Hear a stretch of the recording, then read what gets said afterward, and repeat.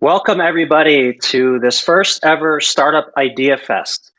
My name is Jonathan Grachin. I'm a co-founder of the Founder Institute. I'm broadcasting live today from Colorado here in the United States. And because it is the morning here or for most of the US, we are expecting, and we got registrations from people. It was something like 40 different countries. It was crazy.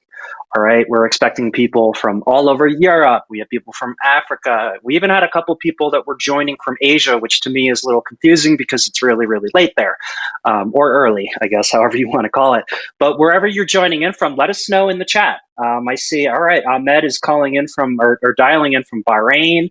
We have Lucy in Luxembourg, Switzerland, France, Germany, another Germany, Portugal, Austria, Germany, Amsterdam, Ottawa, Tunisia, India. India, it's pretty late there too. Thank you for joining us, Anshil. So yeah, this is definitely going to be a very international event, which is great. Okay, and it's great because the point of this event is for you to, number one, learn some of the best practices for creating and validating startup ideas, and then number two, to share those with other actual real people. Okay, one of the biggest things that we see in the Founder Institute is, and this probably resonates with a lot of people now, just the political climate of the world, is that when you share your startup ideas, usually it's within an echo chamber, right? It's with your friends or your family who always just want to tell you, yes, it's a great idea, keep going, right? When in reality, you need to be sharing that idea with the real, actual people. Right, there's a whole industry where big businesses do focus groups, right, to speak to real, actual people, and that's kind of the idea behind this first Startup Idea Fest. So I'm really excited to see how things go today and get feedback and improve it in the future. All right. So once again, let us know where you're calling in from. This is a 100% live event. Okay, this is not pre-recorded. I see here too. We got another one from Switzerland, India, Peru, Calgary, Canada, not too far away. Houston, Austin, and Seattle. Okay, Ted. So Ted's figured out a way to be in three places at once. That's a good startup idea, Ted. You should share that with the crowd today. And we have Howdy, Josh from Texas as well. All right. So anyway, let's get started. So I'm going to share my screen here, and we will get started on this Startup Idea Fest. All right, so as I said, my name is Jonathan Grecian. I'm a co-founder of the Founder Institute, and this event's going to go in two. There's going to be two components to this event. Number one, you're going to have a presentation on ideas and basic validation for ideas. I'm going to try to keep it to about 20 minutes, but I'm sort of notorious for being a little bit verbose, so I apologize in advance. It may go a little bit longer. But after that, we're going to go into a feedback lounge. And for anybody who joined this event a little bit early, you saw this platform is pretty cool, AirMeet, where it sort of emulates a conference, right? Where there's a bunch of different tables. You could sit down at different tables and talk to people, and you could do random one-on-one chats. So we're going to do, the majority of the event is going to be that, where you could speak to other people about your ideas and get feedback. Now, we sent out a worksheet in the reminder emails yesterday. Now, if you registered last minute or you just ignored our reminder email, which is also fairly common, you can get this worksheet at bit.ly/idea-fest. And I do recommend downloading that worksheet because that's where you're going to see how the format is going to go with the idea feedback session. All right, and then really quick, I wouldn't be much of a marketer if I didn't at least do a quick plug. I am the co-founder of the Founder Institute. We are the world's largest pre-seed startup accelerator. Pre-seed means that we work with people that all the way from the point where they only have an idea and they may even still be full-time employed, to the point where maybe they have a small team, but they still have not raised funding, or they've raised a very small amount of funding and they really haven't gotten the traction that they need to really bring the business to the next step. We've been doing this since 2009. We're now in over 90 countries. We've helped over 4,900 companies launch and build their business, and those companies have raised close to $1 billion in funding. So if you want to learn more about the Founder Institute, obviously in this age of COVID, all of our programs are now virtual. You can go to fi.co/join/IdeaFest or see all of the cities where we're currently enrolling. And I think it's something like 70 cities around the world right now, fi.co/enrolling.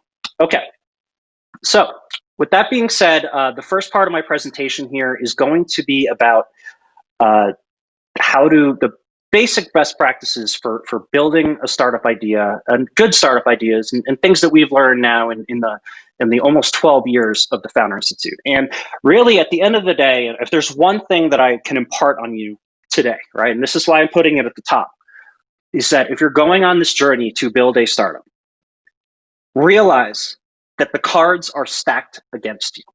Okay, there are a million advantages that big businesses have against you. As a startup, there are only two advantages that you have to go against all of those big businesses. All right. The first advantage is speed. For anybody who's worked in a big company, I did for about a year, and I saw how much that sort of crushed my soul, to be honest.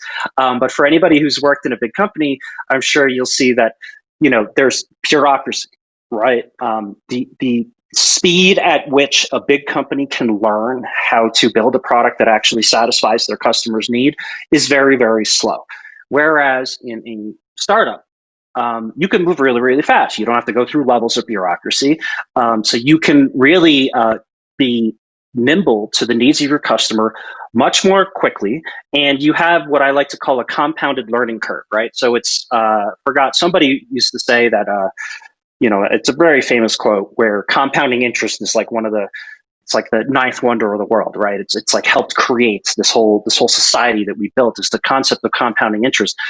When you're a startup, you can compound your learning, right? Every single week, you can be running experiments, immediately implement the learning from those experiments and build the next version of your product better and better and better and better.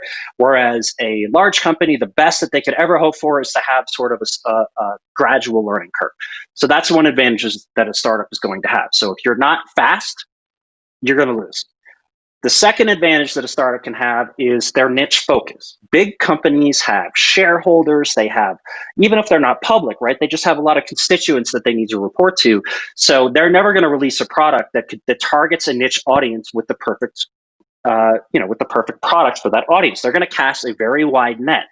And usually what that means is that they create products that are good for a very large number of people. They're adequate for a very large number of people, but they're not perfect for any one consumer. They don't create that oh wow, this is an amazing product for any one consumer. As a startup, you have the ability to focus on a niche, right? You don't have shareholders in the beginning. You don't have anyone to report to necessarily. You can focus in on a very small niche, give them a perfect product, and they will be so enthralled by the fact that they have a perfect product because they're used to having all these mass market products from big companies shoved down their throat with advertising and all this kind of stuff, right? If you can give them a perfect product, they'll tell all their friends about that product, and then your business can build organically from there. That is how startups are built, right? They're built on a premise of being able to be fast and focusing on a very small niche in the beginning, and then growing that niche out from there and utilizing those network effects and the fact that their audience that really loves their product is going to share it with all of their friends. So there is one thing that you can do that negates both of these advantages, and that thing is being unfocused. The number one killer of startups, it is not a lack of funding, it is not whatever, it is that they're unfocused. All right. If you only have two advantages and who you're competing against are big companies and they have a million advantages, if you can't even utilize those two advantages, you will fail, right? You will fail. And it doesn't mean that you're not thinking big, or you're not, trying to build an awesome company. It just means in the beginning, you have to realize that your two advantages are your ability to go fast and your ability to focus on a small market in the beginning. And if you don't use those advantages, you will fail before you even get any kind of traction. So being unfocused is actually even worse than being wrong. Okay. If you're wrong, if the business that you're trying to build is wrong, but you're focused in figuring out that it's wrong, you're going to learn super quickly. If you're unfocused, you're not going to learn anything. And you're just going to be kind of going on and on and on, trying to build this business that doesn't make a lot of sense. And this is a term that a lot of people in the startup industry refer to as zombie startups, right? They're walking around, they're still sort of alive, they're still walking around, right? But they're dead. They just don't know it yet. right? So you don't want to be a zombie. So that's actually the worst thing that can happen to you, because that's a great way to burn a lot of money and burn a lot of time, right? Be focused, learn if you're wrong quickly, adjust, and try to get closer to being right. All right, so I do realize that just saying, okay, you need to be focused is a broad term, and maybe it doesn't mean very much, right? So let me give you a framework on how your startup idea can be focused. Number one, it has to solve one problem for one customer with one product, one killer feature, and one revenue stream, all right? Anything else is a rookie mistake. And I'm going to go through all of these components now, one by one. All right, so the first thing to understand about startup ideas is that nobody cares about your product, okay? People don't buy products, people buy solutions to problems.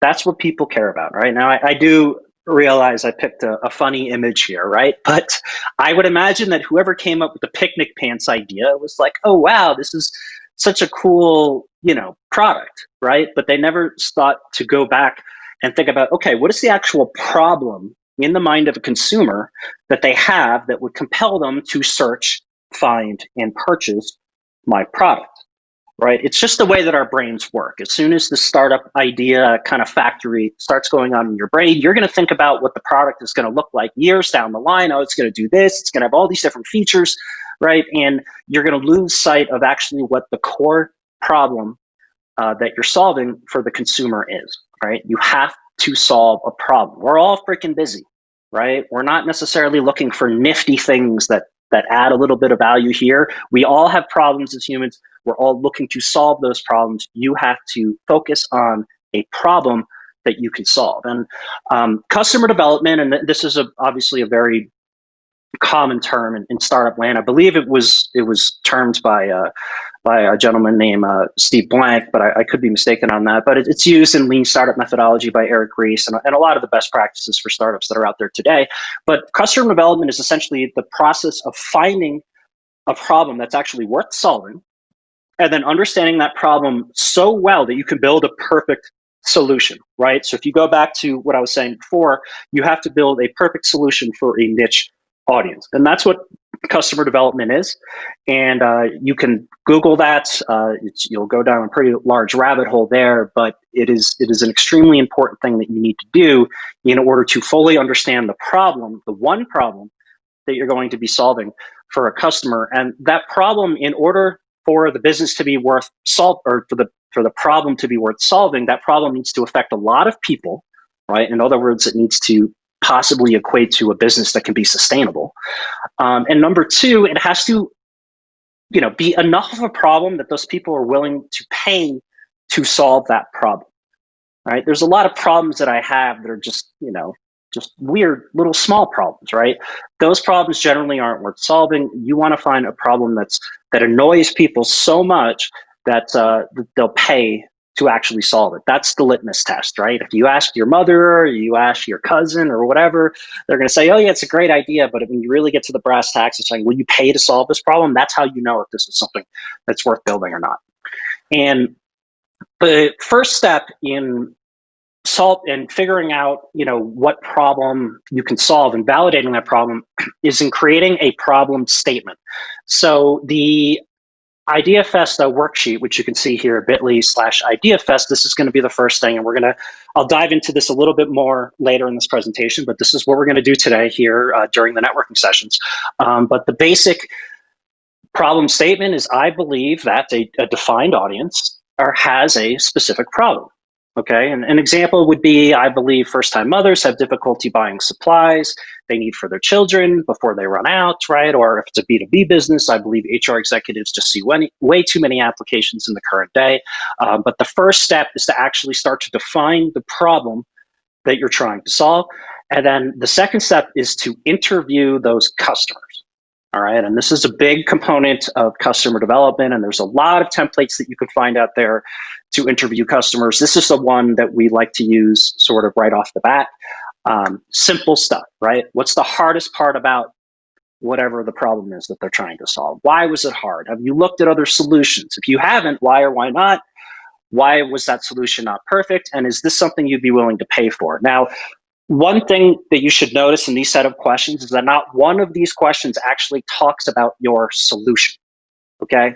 If you start to bring your solution into your interviewing of customers, that's going to sort of, move their mind into a very certain direction. It's going to create a lot of bias in any of the feedback that they give you.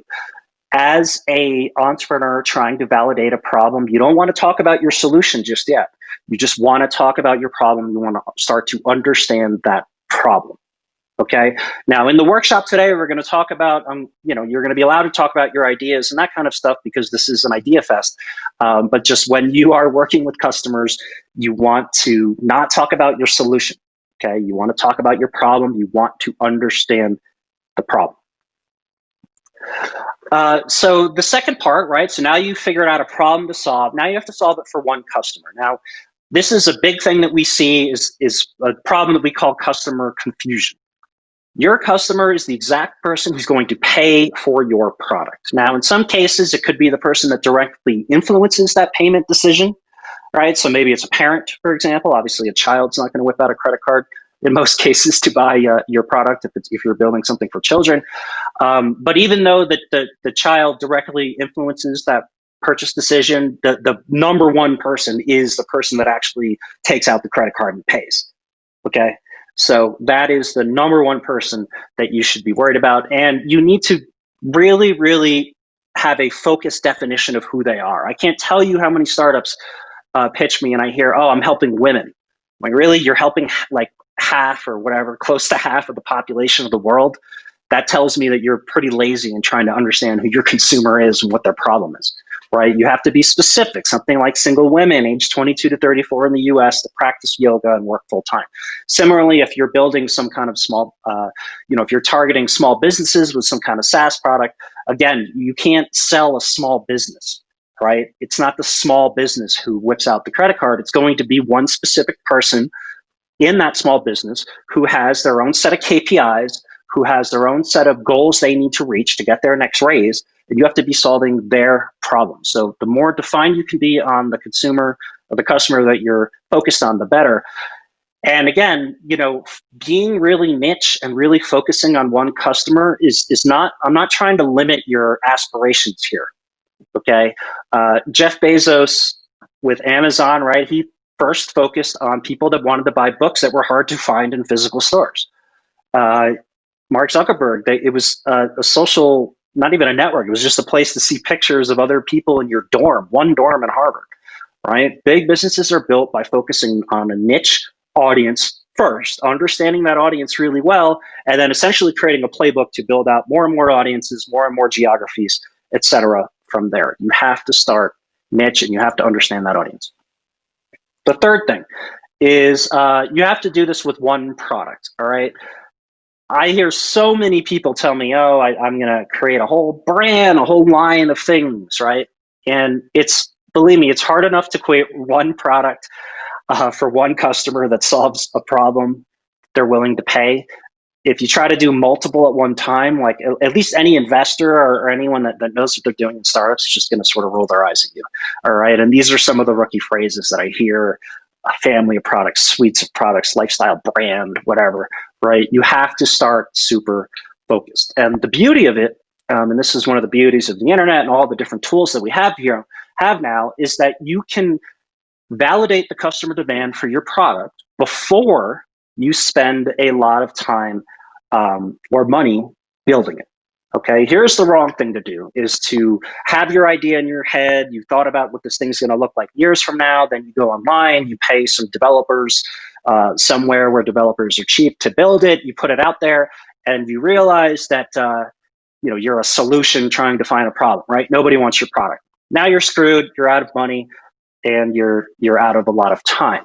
The right way to do it is to validate. Now, and at the Founder Institute, this is one of the big things that we do with our companies and with our founders that come through the program. We've had portfolio companies that have achieved amazing things literally before writing one single line of code, right? Not only does that save them time and money, it puts them in a position of strength, whether it is to raise funding or hire awesome people before they actually go out and put their livelihoods on the line, so to speak, to build their businesses.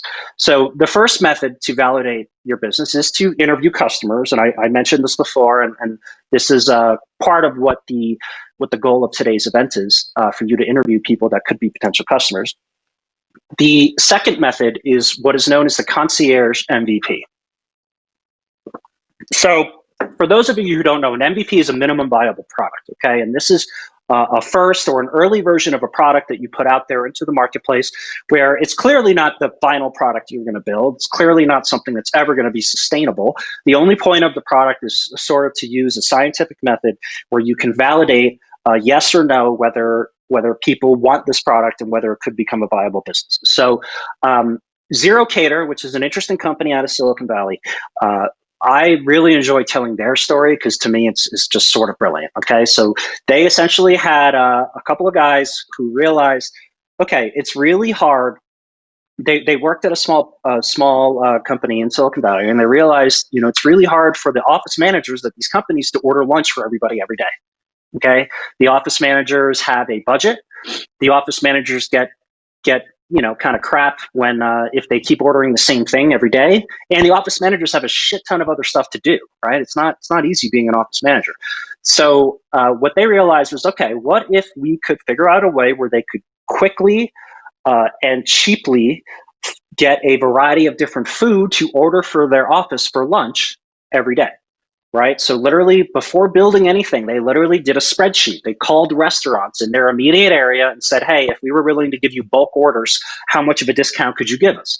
Right? Then they started reaching out to office managers. Hey, if we could give you bulk orders on this, is this something that you would subscribe to? Right? So they literally just created a spreadsheet. Then they created a landing page using probably like a $5 tool where people could fill out their information. They manually put it in there and they manually created those matches. All right. And between the difference of the discount that the restaurants were giving them and the discount that they were giving to the business managers, the office managers, they were taking a profit. This is what they did. They were able to do that to hire people and raise money. Again, they're doing this manually. They're sort of like a little hamster wheel in the background of this business. To the consumer, they think that there's some algorithm perfectly matching them, right? But they're really just doing it manually. So again, this is not something that is sustainable over the long term. It's just to prove the business case before they really then quit their jobs and went all in to build this business. So this is something that's known as the Concierge MVP, because on the front end, it looks like, oh, this is, amazing algorithms are doing all this. On the back end, it's just a bunch of people on a hamster wheel kind of concierging it out, right? The second thing is the Piecemeal MVP. So Sprig is a company that was founded by Gagan Biani, who was also one of the co-founders of one of the most successful FI companies, Udemy.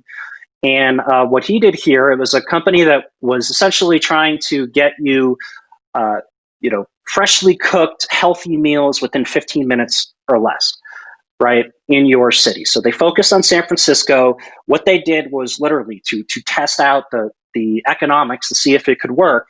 Was they hired chefs and drivers off Craigslist. They took orders on Eventbrite. Right. So they went on Eventbrite and they created a quote unquote event, right? And instead of a certain type of ticket, oh, you could buy a VIP ticket or you could buy this kind of ticket. Those were actually the dishes that you could order for dinner on a specific night. And then they shared it out through various Facebook groups to all their friends and things like this. And then in order to track and optimize where all the drivers were in San Francisco, they used the Settlers of Catan board, literally. Okay, so they pieced all of these things together in one night to see if the model could work. And they proved that it could work. Now, eventually the business failed because a lot of these businesses failed. The food delivery space was a really tough one. But the business was around for several years. They raised a ton of money. And it was just a super interesting way that this business was able to validate what they were doing without spending really much money at all. As a corollary to that, the Piecemeal MVP, there are so many no-code products out there right now where you can piece together technologies from a lot of different products to create something that resembles what you want to build in the future. Okay, I forgot again who said it, but they said, if the first thing that you release you're not kind of ashamed of or embarrassed by, then you're doing it wrong, right? With all of these tools, depending on what type of business you want to build, you can cobble something together that it could at least help you hedge your bet and figure out, okay, is this actually a business worth building?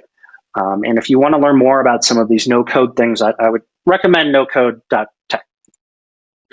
And then the last way that we see a lot of people kind of start to validate before they build businesses is through building an audience first, right? So let's say that you wanted to build an app for runners or something like that. You know what's going to be really helpful when you're building that app for runners is to actually have a community of runners under your control, so to speak, right? So start a meetup group for runners, start Facebook groups for runners, start a newsletter, start a blog, like start those things now as you're building the business and build those things out, because over time, number one, that's going to give you an audience to help you validate that business. And number two, that's actually going to give you a built-in first customer list. Okay. Traction trumps everything. If you have a first customer list when you're building your business, that's probably the most important thing that you have. So if you have an audience of that you're trying to target with the business, maybe you're not sure exactly what you're trying to do with them yet, start building that audience now before you actually start building a business. It will be an invaluable resource for you.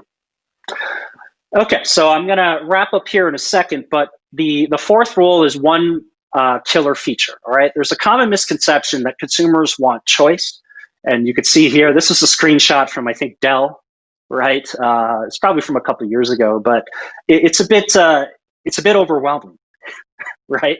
I mean, look at the number of permutations you could do here is probably in the thousands, tens of thousands of all these different options that they're giving you. Consumers don't want choice. Consumers want freedom of choice. Okay, think about it. Let's say that you're searching for an app on your phone to schedule a meeting easily or something like that, right? That's one problem that you have. You just want one app that does that really, really well. You're not going to download an app that's an all-in-one schedule, meeting, collaboration, blah, blah, blah platform, right? You want to solve one problem. That's your mindset as a consumer. That's what you're looking for, okay? You want to find that one killer feature, because believe me, this is another kind of hack that companies use that eventually will drive them out of business. Is that they can't find that one killer feature, they just start adding on all types of other features, right? And believe me, having 10 decent features is nowhere near as valuable as having one great feature. Your goal is to find that one killer feature. All right. And if you can find that one killer feature, if you can solve that one problem with one feature, customers will tell you, they'll help you build your product roadmap after that. They'll help you understand what are the next features that you need to build. There won't be any guessing in place.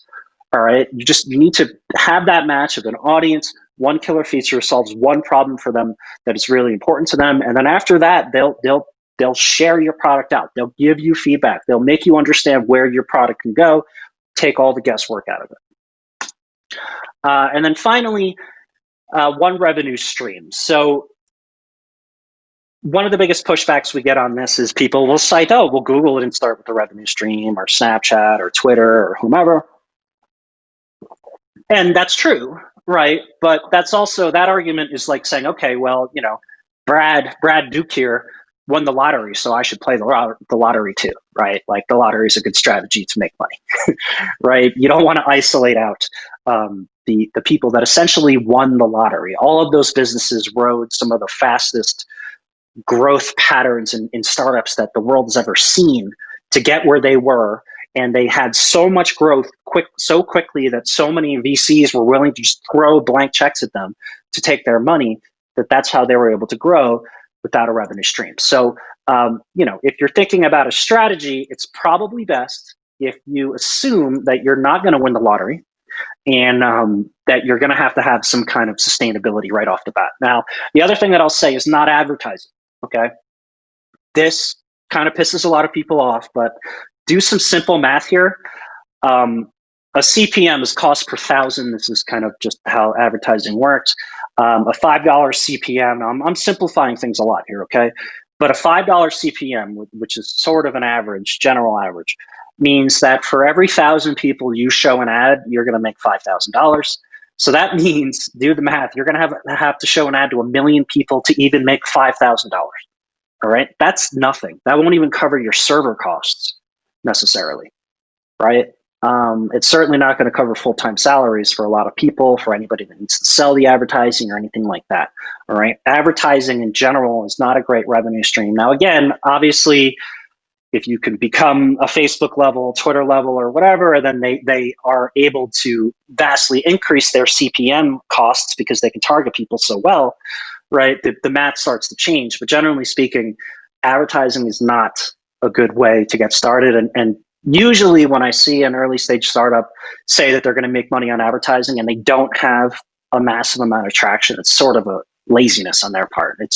I read it as, okay, you don't have a revenue stream, right? The other thing about revenue streams is that you don't want to get clever. There are so many other parts of your business where you want to get clever with the revenue stream. You know what the best revenue stream is? I sell you a product, you give me money. Okay. Or an extension of that is subscription, where you agree to do that exchange for many, many months over time, right? That's the best revenue stream. Simple. You don't have to say, okay, I'm going to provide this value to this customer, then they're going to do this here, and then I'm going to get money on the back end from this person, and then money from this person, right? You don't be like, what's his name here in The Hangover, and try to, piece all these things together. Simplicity is what's important in revenue streams. All right, so in summary, solve one problem, one customer, one product, one killer feature, one revenue stream. All right, so now we are going to go into the next part of the event, which is the idea feedback. So here's how AirMeet works, okay? AirMeet's sort of a new platform. I'm assuming that a lot of you maybe are joining on an AirMeet event for the first time. The first thing that I'll say, number one, is if you're joining from a mobile device, cell phone, or if you're joining and not using Firefox or Chrome, you're not going to be able to participate in the networking session, which is what's going to come next, okay? Sorry, there's nothing I can do about it. AirMeet's a fairly new platform. It's a great platform, but there are limitations. Now, once I close this session of my speaking, you're going to go back into this networking and idea feedback lounge, okay? You see in the top picture here, the base lounge shows a number of tables. Those tables are going to be labeled either B2C, a consumer-focused business. So this may be a consumer app or some kind of, device that any kind of consumer could use, or they're going to be a B2B business, right? If you're trying to build a business to sell to other businesses, all right? So that's kind of the way that we're delineating here. So obviously, depending on the types of ideas that you have, you can join different tables. The other option that you have is to join random one-on-one chats. That you could see is at it'll be on the top of your interface, and then you get randomly matched with one other person. I believe it randomly matches you for 6 minutes or something like that, right? Now, if at any time you connect with anybody during this event, and we really hope that you do, by the way, right, you can direct message them by, and you see here on these screenshots on the right side, there's an attendees tab. You can search that attendees tab for their name. Once you find their name, once you find the person, maybe you recognize their avatar, you can roll over their little box and there'll be 3 dots, and then you can directly connect with them. So the way that we recommend you do this idea feedback session, all right, because the whole point of this event is for you to start getting feedback from other people about your startup ideas or what you're trying to build, that are other than your friends and family, all right? Random people. So if you download the worksheet, it's at bit.ly/idea-fest. Once again, this is what you'll see on the worksheet. And essentially what we're thinking here is that if you go into one of these group tables, about 5 minutes per person, okay? That person first, they give their problem statement. All right, state the problem you are solving. I believe that my defined audience has or have this specific problem. Then you briefly describe what your solution is. I'm developing a defined offering, all right? So be simple, all right? I'm developing an e-commerce subscription service, or I'm developing a website, or I'm developing a mobile app, or I'm developing a piece of hardware. Just be super specific there. And you're trying to help a defined audience. Once again, the defined audience should be specific. Don't say women. Okay, you guys are all here with me. If anybody tells you that they're targeting women, stop them right there and tell them to be more specific, all right? Or anything else similar to that. You're helping them solve a specific problem. And secret sauce is generally, kind of the differentiator that you have. right? So in the example that I gave here, and I'm not saying that this is a good business idea, but at least it's simple and people can understand it, right? The secret sauce would be that, you're helping first-time mothers get all their weekly baby supplies because it's automatically shipped each month, right? It's something that they don't need to worry about, right? So we want you to state your problem, briefly describe your solution, and then here are some of the questions that you want to ask the audience, okay?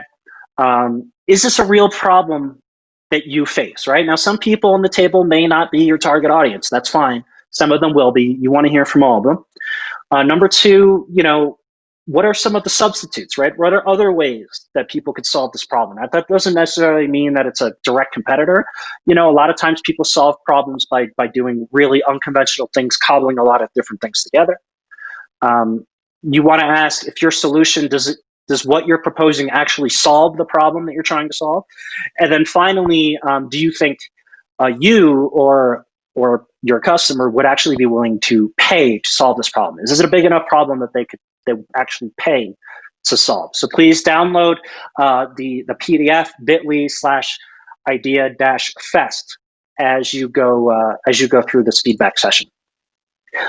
Just a couple of guidelines. As I said, if you want to participate in the feedback session, Firefox or Chrome on a desktop or tablet. All right. Sorry, if you're on a mobile, it's just not going to work. The second thing is listen with the intent to learn, not argue. Okay. This is a big thing. When people come into the Founder Institute, they're pitching their ideas. They're getting feedback from a number of different mentors every single week. And we know pretty quickly when people come into the program if they're going to be receptive to feedback or not.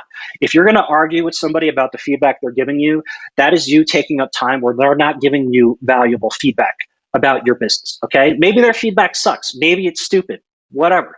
That's fine.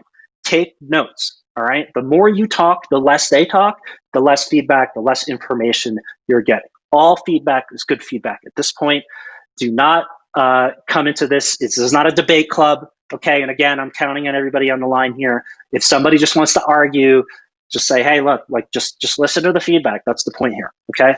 And then the last thing is don't be a jerk. All right. 5 minutes is what we'd like to allot for each person, give or take, a maximum of 5 minutes. Okay. If you want to stop before that, that's fine. And if you don't want to pitch your ideas, that's fine too. You can just be there to provide feedback on other ideas.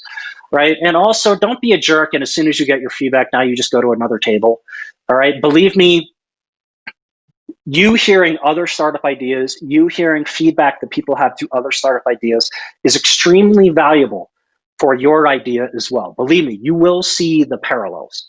Okay, we get this all the time in the FI program as well. A lot of the best insights for your business can be found by hearing other people critique other businesses, because you know what? It's a lot of the same dynamics. The last thing that I'll say is nobody's going to steal your idea. All right. If you're coming into this thinking that, okay, I'm going to share my idea with this person, they're going to now go build $1 billion business with it. Think about the number of steps that would happen for them to do that. Number one, your idea has to be so brilliant and valuable that this person's going to, again, devote their life to it, execute on it properly, and build an amazing business. That's you could go back to that lottery slide there I showed before, right? It's like winning the lottery or losing, or, the person who would actually do that is like winning the lottery. The fact of the matter is that ideas in and of themselves don't have much value, right? All the value is created in the execution. So what your goal should be today is to get as much feedback on your idea as possible to, number one, figure out, okay, is this actually an idea worth pursuing? And then number two, to gain information that will allow you to execute upon that idea as efficiently and as effectively as possible. So if you're worried about somebody stealing your idea, honestly, the best way to spend a lot of money and time building something that nobody wants is to keep the idea to yourself, right? You have to share your idea. If you haven't done it before, use today's event as a stepping stone to start getting into that mindset. All right, so that's all I got. Thank you, everybody. Have fun. If you want to apply to the Founder Institute, you can go to fi.co/join/IdeaFest. We also run a number of Founder Institute information sessions that you can see at fi.co/infosession. Learn more about how the program works at fi.co/overview. But honestly, whether you decide to apply to FI or not, do me a favor, use this time today. to talk to these other people, to pitch them your problem, pitch them your idea, get feedback, be open and receptive to that feedback, and also try to provide that same value to others. Okay, because again, as I said, hearing other people's ideas are going to help get your juices flowing, and they're going to help you gain some new perspectives on any of the business ideas that you have as well. All right, so I'm going to shut myself off here. You're all going to be transported back into that networking session, and I hope you meet some interesting people. And again, follow those guidelines. fi.co, or sorry, bit.ly/ idea-fest is where you can get that worksheet, and I'm sure we put it into the chat here. And try to stick to 5 minutes. Don't be a jerk. Nobody likes a blabbermouth. Everybody here should be sort of self-policing. If somebody's going on and blabbing, tell them to start to wrap it up. And yeah, try to go to a couple different tables, try some of the one-on-one chat, and hopefully you'll make some good connections and get some great feedback today. All right, thank you everybody, and I hope I'll meet you all soon.